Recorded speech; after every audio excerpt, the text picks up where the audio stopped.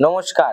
অনেক চেষ্টা করেও আপনি এনার্জি পাচ্ছেন না, কাজে মন বসাতে পারছেন না, সবসময় নিজেকে দুর্বল মনে হয়, বা আপনি অনেক চেষ্টা করে আপনার শরীর স্বাস্থ্য ঠিক রাখতে পারছেন না, নানা কাজে আপনার মন বসছে না, আপনি যে কাজে যাচ্ছেন মনে হচ্ছে যেন এই কাজটা আমার দ্বারাই হবে না, যে কোনো কাজে যাওয়ার আগে ভয় পাচ্ছেন, মনে হচ্ছে আমার ওখানে অ্যাক্সিডেন্ট হয়ে যেতে পারে, অনেক চেষ্টা করেও বিবাহ হচ্ছে না, মাঙ্গলিক নেই, অথচ মঙ্গলের কোনো সমস্যা দেখা যাচ্ছে না, মা মঙ্গল গ্রহ কোন রকমের খারাপ গ্রহের সাথে বসে নেই, তাও আপনার বিবাহে বাধা।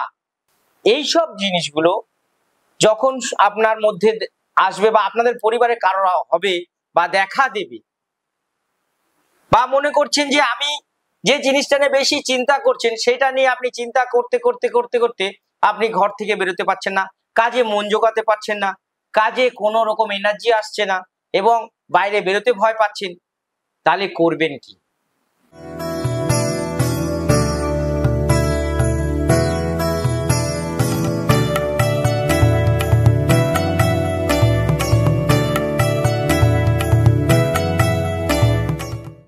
আজকের আমি একটু জ্যোতিষের উপর অনুষ্ঠানটা রাখছি। রেড কোরাল বা লাল প্রবাল বা লাল পলা, লাল পলা বয়স অনুযায়ী, যাদের বয়স 19-এর নিচে তারা 8 থেকে 6 রতি থেকে 8 রতি বা 10 রতির মধ্যে আপনারা লাল প্রবাল বা রেড কোরাল পড়তে পারেন, সেটা বলে দেবো কিভাবে কবে পড়তে হবে। বা যারা 19 বছরের উপরে তারা 10 রতি 12 রতি 14 রতি পড়তে পারেন, কিন্তু পলাটা মানে লাল প্রবালটা যেন অরিজিনাল হয়। প্রবালটা অরিজিনাল কি করে আপনি চেক করে নেবেন বা টেস্ট করবেন? প্রবালের উপরে 1 ফোঁটা জল দেবেন এবং এই প্রবালটা একটু এরকম জল দিলেন, এটাকে উল্টো করে ধরুন, জলটা যদি নিচে পড়ে যায় তাহলে ভাববেন এটা নকল, আর যদি জলটা ধরে থাকে, জলের বিন্দুটা যদি একদম ধরে থাকে পড়ছে না, তাহলে ওই প্রবালটা অরিজিনাল। এটাকে আপনার এই যে সমস্যাগুলো আপনার মনে শরীরের আছে বা আপনার পরিবারে কারোর মধ্যে রয়েছে বা আপনার রয়েছে, এগুলো যদি থেকে থাকে আর আপনি যদি মনে করেন এখান থেকে আমি বেরোতে চাইছি, তাহলে একটা রেড কোরাল বা লাল প্রবাল বা রক্তমুখী প্রবাল বলা হয়, এইটাকে করবেন কি, মঙ্গলবার দিন আপনি অন্য জায়গা থেকে কিনে নিয়ে আসবেন বা আমার কাছ থেকে পাবেন, বা যে কোনো জুয়েলারি দোকান থেকে বা যেখানে স্টোনের দোকান আছে সেখান থেকে পেতে পারেন। আমার কাছ থেকে পেলে আপনি শোধন অবস্থায় পাবেন, শোধন করে আপনার পড়ার ব্যবস্থা করে দিতে পারবো। মঙ্গলবার দিন যেখান থেকে কিনে বানিয়ে নেবেন, নিয়ে মঙ্গলবার দিন সকাল 10টার দিকে আপনি শুধু সেফ গঙ্গা